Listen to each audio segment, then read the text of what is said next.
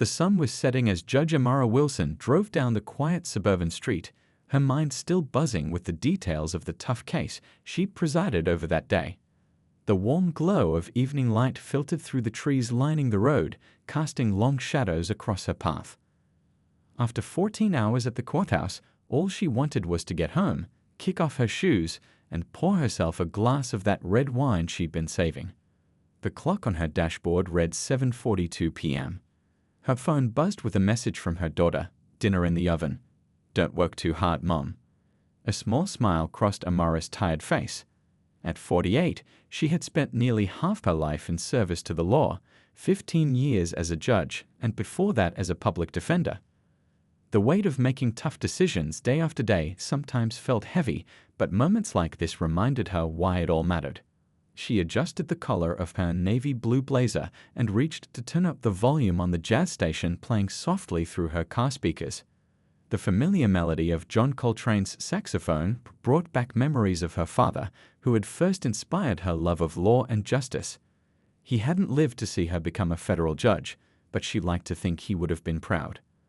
The traffic was light, and Amara found herself appreciating the peaceful drive. These rare, quiet moments were precious in her busy life. She had just passed the local grocery store when she noticed the flashing lights in her rearview mirror.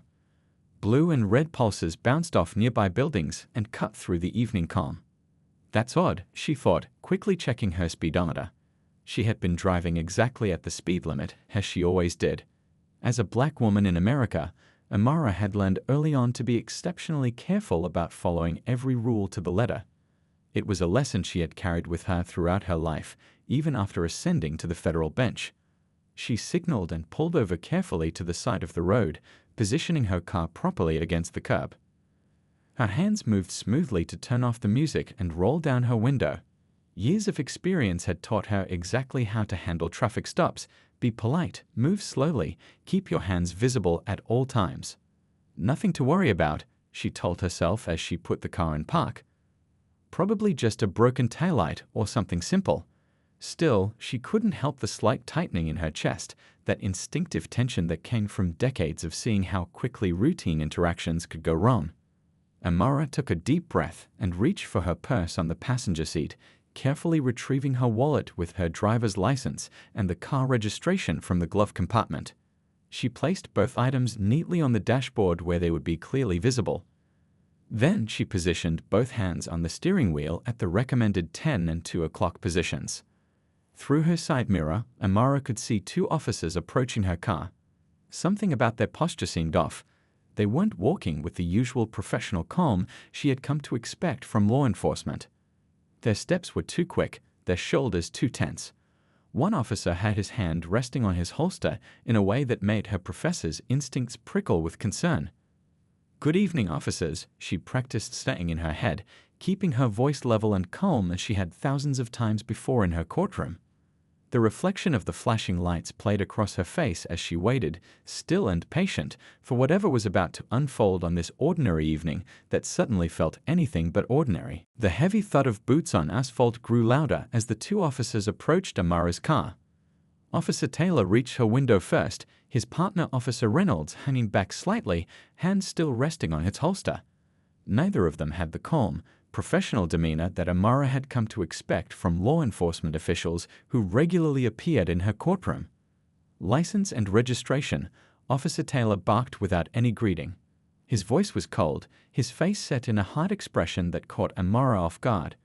No good evening, no explanation for why she had been pulled over.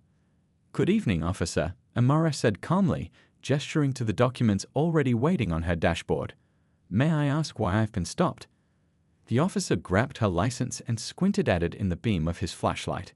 His eyes flicked from the photo to her face with obvious suspicion. "You were swerving," he stated flatly. Amara knew this wasn't true.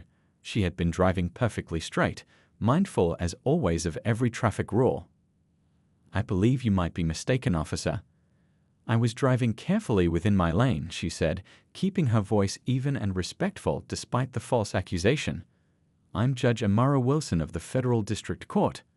Officer Taylor's expression shifted, his eyebrows raising slightly before his face hardened again. A dismissive scoff escaped his lips as he glanced back at his partner. "Right, and I'm the Attorney General," he said with a snide chuckle. "Everybody's somebody important when they get pulled over." Amara felt a flutter of disbelief in her chest. In 15 years on the bench, she had never been spoken to with such disrespect by an officer of the law. Still, she maintained her composure. "Officer, I understand you're doing your job, but I'd like to know specifically what traffic violation you believe I've committed," she said, reaching slowly for her phone on the center console. "I'd like to document this interaction." The officer's reaction was swift and shocking. His arm shot through the open window, striking her wrist and sending the phone flying to the passenger side floor. "No recordings," he snapped. "Step out of the vehicle." "Officer, that's my right," Amara began, but she was cut off when Officer Reynolds suddenly stepped forward, yanking her door open. "Out. Now." His voice left no room for discussion. Heart pounding but face composed, the same expression she wore during the most difficult court proceedings, Amara carefully unbuckled her seatbelt and stepped out. The cool evening air hit her face as both officers moved to tower over her, using their height and positions to intimidate. "I am a federal judge," she repeated, her voice firm but not raised.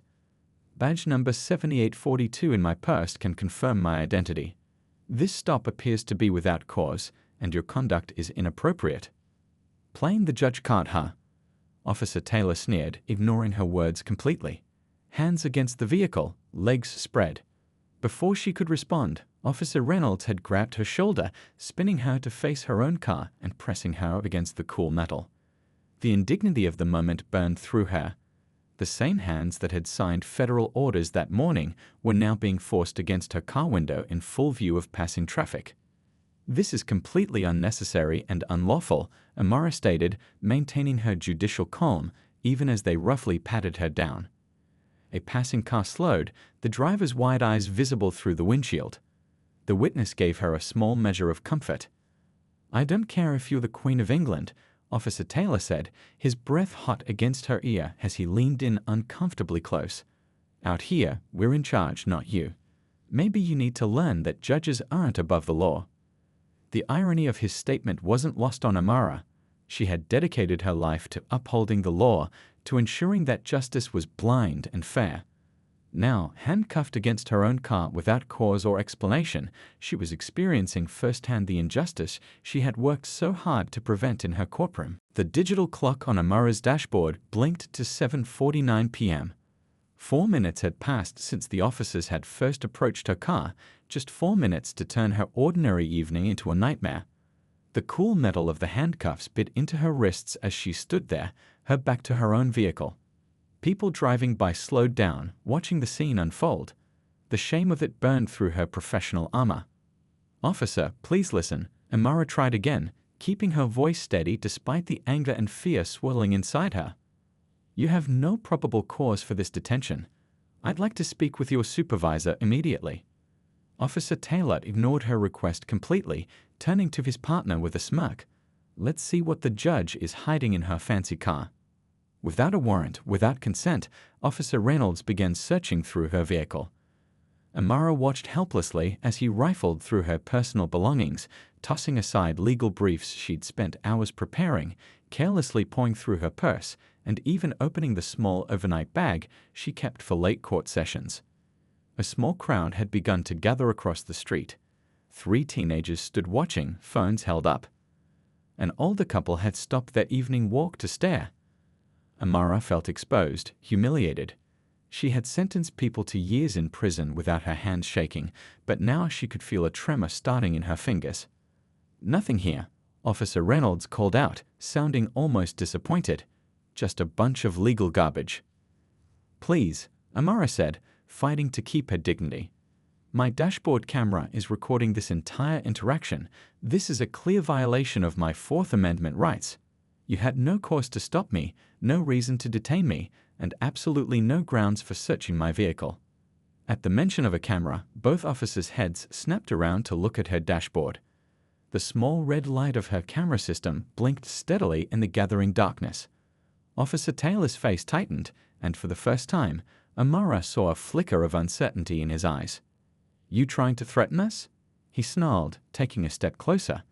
Think your little camera scares us? It's not a threat, Amara replied calmly. It's just a fact.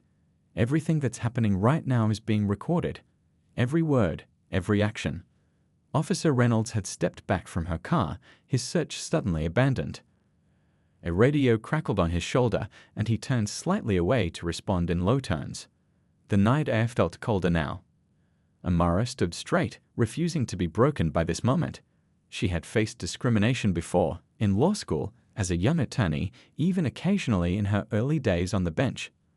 But never so blatantly, never so physically. You know, Officer Taylor said, leaning against her car with false casualness, playing the judge card isn't going to work. We've heard every excuse in the book. It's not an excuse, Amara replied. It's simply my occupation, just as being an officer is yours. The difference is, I'm following the law right now, and you're not. This seemed to anger him further. He stepped closer, his face just inches from hers. Listen here. The sudden blare of another siren cut him off. A third police car pulled up behind them, its lights washing the scene in blue and red. Officer Taylor straightened immediately, his demeanor shifting as a gray-haired man stepped out of the vehicle. What's going on here, Taylor? The older officer called out, approaching with a measured, authoritative stride. Just a routine traffic stop, Captain Winters, Officer Taylor responded, his voice suddenly professional. Driver was swerving. Captain Winters turned his attention to Amara, his eyes widening in recognition. Judge Wilson, is that you? Yes, Captain, she answered, turning slightly to show her handcuffed hands. Your officers have detained me without cause, searched my vehicle without consent or warrant, and refused my request for a supervisor. My dashboard camera has recorded the entire interaction. Captain Winters' face darkened as he looked between his officers and the handcuffed judge. The 4 minutes of injustice were about to spark consequences that none of them could yet imagine. Take those cuffs off immediately, Captain Winters ordered, his voice cutting through the night air. Officer Taylor hesitated for just a moment before complying, fumbling with the keys as if suddenly unsure of himself. The metal restraints fell away, and Amara rubbed her wrists, the red marks stark against her dark skin. Captain Winters approached her with genuine concern etched across his weathered face. Judge Wilson, I cannot begin to express how sorry I am about this situation, he said, shooting a glare at his officers. Are you all right? Physically, yes, Amara replied, her judicial composure returning now that the handcuffs were off. But what happened here tonight was completely unacceptable, Captain. The crowd across the street had grown larger, their phones capturing everything. Officer Taylor and Officer Reynolds stood awkwardly to the side, their earlier confidence evaporating as they whispered urgently to each other. These officers claimed I was swerving, which I was not, Amara continued. They refused to recognize my identity, searched my vehicle without consent or probable cause, and used excessive force during what should have been a routine interaction. Captain Winters nodded gravely. Judge Wilson, I've known you for years. You're one of the most respected judges in our district. I can promise you this will be thoroughly investigated. Captain, Officer Taylor interrupted, his voice noticeably higher than before. Our body cameras they weren't functioning properly tonight. The captain's expression hardened. Both of you? At the same time? Technical issues, Officer Reynolds mumbled, avoiding eye contact. Amara straightened her blazer, reclaiming her dignity piece by piece. That won't be a problem, Captain. As I informed your officers, my dashboard camera captured the entire interaction. I'd be happy to provide that footage to your Internal Affairs Division. The color drained from Officer Taylor's face. By 8 a.m. the next morning, Amara sat in her chambers with her trusted clerk, Lisa, reviewing the footage from her dashboard camera. The video was crystal clear, showing the entire encounter from the moment the police lights appeared in her rearview mirror. This is worse than I remembered, Lisa said, her eyes wide as they watched the officer's aggressive approach. Wait, Amara said suddenly. Can you turn up the volume? Lisa adjusted the sound, and suddenly the officer's conversation before they approached Amara's car became audible. Nice car for this neighborhood. Officer Taylor's voice came through. Let's see if we can teach another one of them a lesson about driving through here. Should we call it in first? Officer Reynolds asked. Nah, we'll find something, Always do. Amara and Lisa exchanged shocked looks. The audio was damning, clear evidence that the stop had been predetermined with no legitimate legal basis. There's more, Lisa said, forwarding through the video to when the officers returned to their patrol car while Captain Winters was speaking with Amara. We're screwed, Officer Reynolds could be heard saying. That's Judge Wilson. She sentenced my cousin last year. Why didn't you recognize her? Taylor hissed. I never went to the trial. I just knew she was some black female judge. How was I supposed to know it was her? Amara sat back in her chair, the full picture becoming painfully clear. This hadn't just been random harassment. Officer Reynolds had a personal connection and possibly a grudge. By noon, the footage had been copied and securely delivered to the Internal Affairs Division. By 2 p.m., local news stations had somehow obtained clips of the encounter, and Amara's phone wouldn't stop ringing with calls from reporters. Judge Wilson, can you confirm that you were illegally detained by police last night? Asked one reporter when she finally answered. I have no comment at this time, Amara replied professionally. There is an ongoing investigation. As she ended the call, her court assistant poked her head in. Judge, there's something you should see.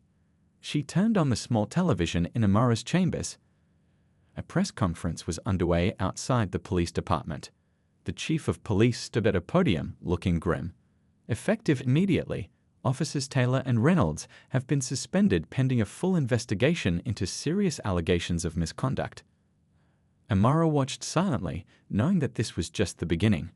The truth had emerged, but the real storm was still coming. 3 days after the incident, Amara sat in her home office, staring at the stack of messages that had piled up. News outlets from across the country wanted interviews. Civil rights organizations had reached out offering support.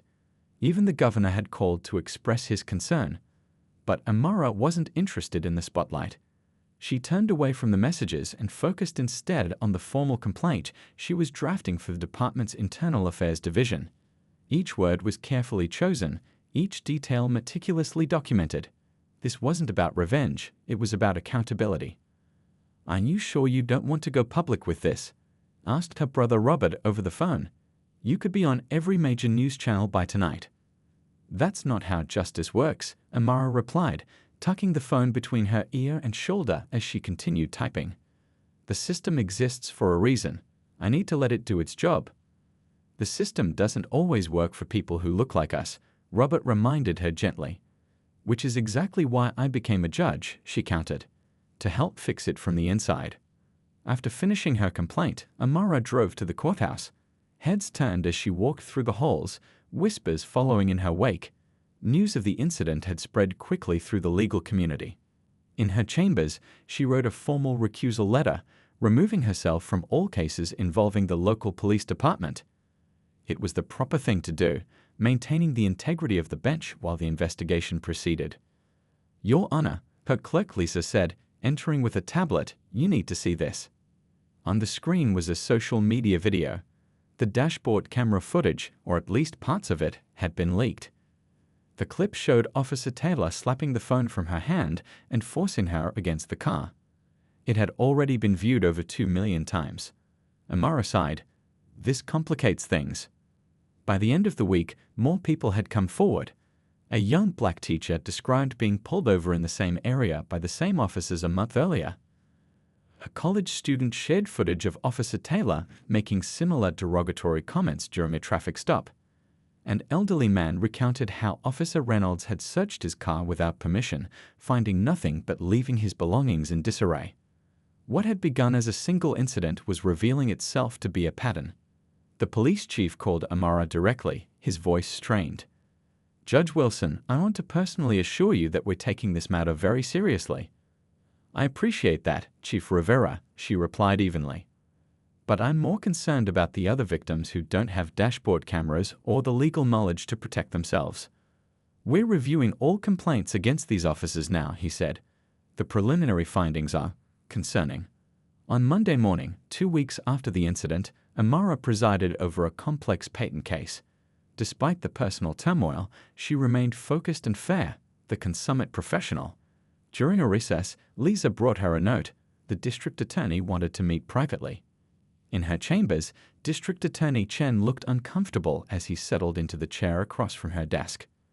Judge Wilson, the Internal Affairs investigation has uncovered some disturbing information. Officers Taylor and Reynolds have a history of targeting minority drivers. Their stop records show black drivers were 9 times more likely to be searched than white drivers. Amara nodded, unsurprised but still disappointed. There's more, Chen continued, shifting in his seat. We've found evidence suggesting that higher-ups were aware of these patterns but failed to take action. Complaints were consistently buried or dismissed. The problem goes deeper than just these 2 officers. So what happens now? Amara asked. The Department of Justice has been notified. They're sending a team to conduct a full investigation of the department's practices, Chen explained. And they're particularly interested in your case as the catalyst. Amara looked out her window at the city below. Her 4 minutes of humiliation were turning into something much bigger than herself. Like a small stone dropped into still water, the ripples were spreading farther than anyone could have anticipated. The Justice Department team arrived with little fanfare, setting up in a conference room at the federal building. Their presence sent shockwaves through the police department. Officers who normally strutted through the station now walked with their heads down, voices hushed. Amara watched from a distance, continuing her judicial duties while the investigation unfolded. For a month, she heard nothing official, just courthouse whispers and occasional news updates. Then came the call from the lead Justice Department investigator. Judge Wilson, our preliminary findings are troubling, said Investigator Thompson, her voice grave over the phone. We've uncovered systematic issues that go far beyond your incident. How far? Amara asked, closing her office door for privacy. All the way to the top. Chief Wilson and 3 deputy chiefs appear to have deliberately buried dozens of similar complaints over the past 5 years. The pattern is unmistakable. That evening, Amara sat on her porch swing, watching the sunset paint the sky in shades of orange and pink. The weight of what was happening settled on her shoulders. This wasn't just about 2 officers anymore. It was about an entire system that had failed the community it was meant to protect. Her doorbell rang. Standing on her porch was Officer Patel, a young woman Amara recognized from the courthouse. Judge Wilson, I'm sorry to bother you at home, she said, nervously adjusting her uniform. I'm not here officially. I need to tell someone what's been happening.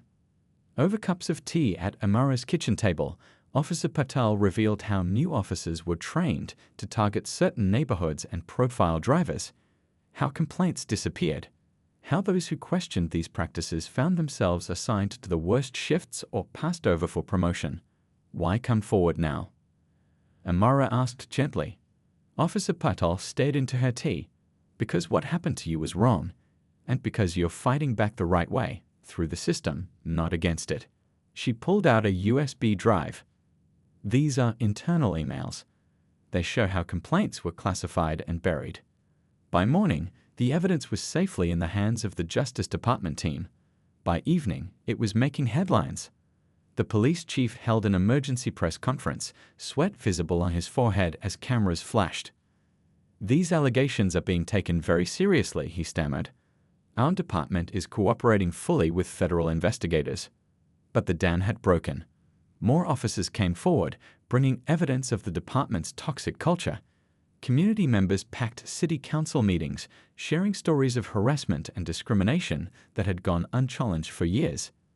2 weeks later, the mayor called for the police chief's resignation. Within days, he stepped down, along with 2 deputy chiefs and the head of internal affairs, the architects of what the media now called the Blue Empire of Silence. Amara watched the news of their resignations from her chambers, feeling no satisfaction, only a solemn recognition that this was necessary for healing to begin. Later that week, she received another visitor, Captain Winters, who had arrived at the scene that night and recognized her. Judge Wilson, he said, looking older than she remembered, I wanted you to hear this from me directly. I've been appointed interim chief while they search for a permanent replacement. Congratulations, she said, genuinely meaning it. Winters had always seemed like one of the good ones. Don't congratulate me yet, he replied grimly. I've inherited a department in crisis. Half our command staff is gone. Public trust is at 0. We have officers afraid to do their jobs and citizens afraid to call for help. So what will you do? Amara asked. Winters looked her straight in the eye. I was hoping you might help me figure that out. We need to rebuild from the ground up, and we need the community involved in that process. Your voice would carry weight. Amara considered his request carefully. She had never sought to be an activist. She believed in working within the system. But sometimes the system needed more than minor corrections. Sometimes it needed complete reformation. I'll think about it, she said finally. As Winters left, Amara stood at her window watching storm clouds gather on the horizon. The empire had fallen, but what would rise in its place? That question would define the months to come. 6 months after that fateful night, Amara sat across from the city attorney, listening to him outline the settlement offer. $300,000, a formal apology, and a promise to update training procedures, he said, sliding the papers toward her. It's generous by any standard. Amara left the documents untouched. I'm not interested in money. The city attorney blinked in surprise. Then what do you want, Judge Wilson? Real change, she replied simply. Not promises, not papers. Real, lasting change. 2 weeks later, Amara stood before the city council, cameras broadcasting her words across the region. The settlement she'd negotiated looked nothing like what the city had initially offered. Instead of financial compensation, she explained to the packed chamber, I've requested the creation of a civilian oversight committee with actual power, including review of body camera footage, input on policy changes, and the ability to recommend disciplinary actions. Murmurs rippled through the crowd. Additionally, the settlement requires mandatory bias training for all officers, transparent disciplinary procedures accessible to the public, and quarterly town halls where citizens can directly address police leadership. The vote was unanimous. No one wanted to be seen opposing these reasonable reforms, especially with public sentiment so firmly behind Judge Wilson. But Amara knew that papers and policies weren't enough. Change had to happen at the ground level, in the daily interactions between police and the community they served. Using her connections in the legal world, Amara established the Wilson Foundation for Legal Equality. The foundation provided free legal assistance to people who believed their rights had been violated by law enforcement. Not everyone has a dashboard camera, she explained to a group of volunteer lawyers at their first meeting. Not everyone knows their rights. We're going to change that, one case at a time. The foundation also created Know Your Rights workshops that traveled to schools, community centers, and churches throughout the county.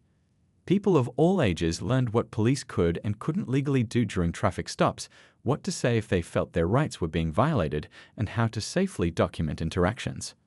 One hot summer afternoon, 3 years after her own roadside humiliation, Amara parked near a community center in one of the neighborhoods that had once been heavily targeted by Officers Taylor and Reynolds. A basketball game was underway in the adjacent court, and she noticed something that made her pause. 2 police officers in uniform were playing alongside the neighborhood teens. Inside the community center, Interim Chief Winters, now Permanent Chief Winters, was helping set up chairs for a town hall meeting. This wouldn't have happened before, he said, noticing Amara watching the basketball game.